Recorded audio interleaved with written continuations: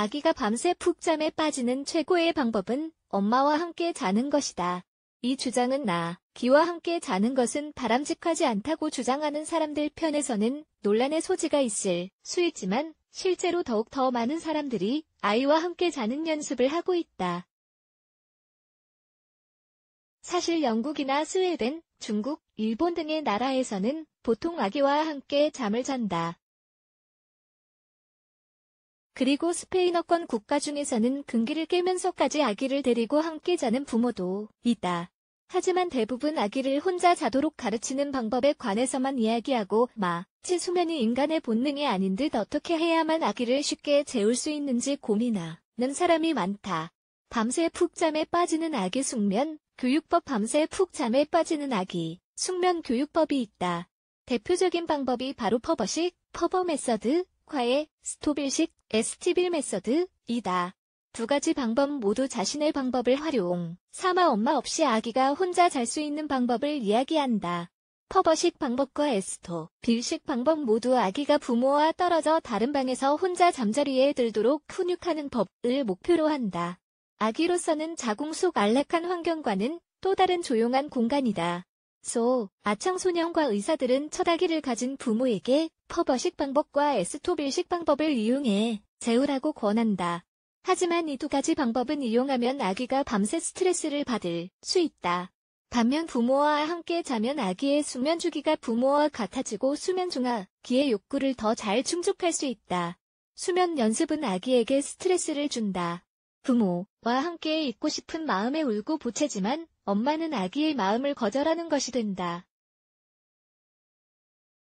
아이는 밤새 울다 지쳐 골아 떨어지게 마련이다.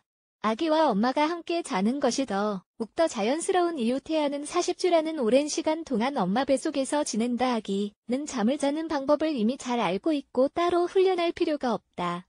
들썩이고 시끄러운 환경에서도 잠에 드는 방법을 이미 잘 알고 있는 것이다. 엄마가 걷고 운동하고 계단을 오르내리고 운전을 하는 동안에도 아기는 잠을 잘 수 있다. 엄마가 수다를 떨 때도 몸속에서 혈액이 순환하고 음식을 소화하고 숨을 쉴 때 나오는 소리를 들으면 아기는 곤히 잠을 잤다. 이렇듯 엄마와 아기가 함께 자는 것이 아이의 행복을 위한 최고의 방법인데도 엄마들은 다른 방에 요람을 마련해 그 속에 아이를 누인다. 포유류 새끼는 항상 엄마와 함께 잠을 잔다. 하지만 포유류 중 가장 이성적 동물이라고 자부하는 인간만이 독립심을 채갖기도 전부터 굳이 아기를 따로 재운다. 역설적이지 않은가? 엄마와 함께 자면 아기에게 위험한가? 아기와 한 침대에서 잠을 자는 행동에 많은 오해를 하고 있고 울고 불어도 놔둬야 한다고 생각한다. 아기가 울 때마다 부모가 달려가는 것은 아이를 망치는 행위라는 것이다. 또한 아이를 옆에 두고 자다가 부모가 아이를 몸으로 덮치거나 누를 수 있다고 한다. 일본과 중국에서는 아이가 5에서 6세가 될 때까지 부모가 아이와 함께 잔다. 일본과 중국의 부모는 아이의 수면 교육을 궁금해하지도 않고 한 방에서 같이 잔다. 영국이나 스웨덴에서도 아기는 부모와 한 방에서 함께 잠을 잔다. 흔히 걱정하는 영아 돌연 사증후군, 서든인 펜트데스 시스드롬, 시즈는 이들 나라에서도 아주 드물게 일어나는 사고다. 영아돌연 사증후군은 오히려 아이를 다른 방에서 홀로 재우는 것이 보편적인 나라에서 더욱 자주 일어난다. 전문가의 의견은 무엇인가? 아동심리학자 마고 썬덜랜드는 자신의 저서 육아의 과학에서 부모와 함께 자는 것이 건강하고 균형 잡힌 성인으로 키우는데 도움이 되는 더 좋은 방법이라고 주장한다. 썬덜랜드는 런던 아동정신건강센터 대표이자 20개 이상의 관련 저서를 출간했다.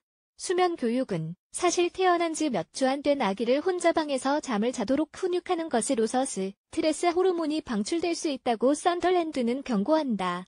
그리고 아이가 5세가 될 때까지 엄마와 함께 자는 것이 밤새 푹잠에 빠지는 가장 좋은 아기 숙면 교육법이라고 덧붙인다. 5세 정도가 될 때까지 아이들은 분리불안장애를 겪을 수 있기 때문이다. 소아청소년과 의사이자 미성숙 유아를 위한 캥거루 육아법을 주장한 닐스 버그만 박사 역시 썬덜랜드 주장에 동의한다.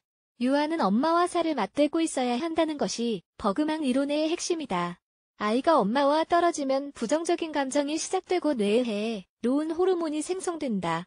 버금하는 엄마는 아이가 태어난 후 첫 3년간 함께 자는 연습을 해야 한다고 주장한다. 엄마와 아기가 함께 자는 것이 좋은 이유 아기는 안락함과 보호를 느낀다. 자다 깨서 울 때 엄마가 옆에 있으면 아기는 안심을 하고 엄마는 아이가 다시 잠이 들 수 있도록 도울 수 있다. 엄마와 아기 모두 숙면을 취할 수 있다. 아기는 자다가도 여러 번 깬다. 엄마와 함께 자는 아기는 엄마를 더 가까이 느끼게 되고 쉽게 다시 잠에 빠진다. 아기를 몸으로 누를 위험이 없다. 아기와 함께 잠을 자면 아이에게 필요한 것을 잘 알 수 있고 더욱 신경을 쓰게 된다. 아기에게 수유를 해야 할 때마다 깨서 건넌방으로 갈 필요가 없다. 바로 젖을 물릴 수 있다. 한밤에 우는 일이 드물어진다. 아이의 스트레스 수치가 낮아져 전반적으로 평온함을 찾는다. 집안 모든 사람들이 잠을 깊이 잘 수 있는 환경이 만들어지는 것이다. 일하는 엄마라면 아기와 함께 좋은 시간을 보내며 유대감을 키울 수 있다. 엄마가 직장에서 돌아오면 아기는 엄마에게 달려가 젖도 마다한 채 엄마 품에 안기려 한다. 아기와 엄마가 함께 잠을 자는 시간은 아이와 가까이 하기 더없이 좋은 시간이다.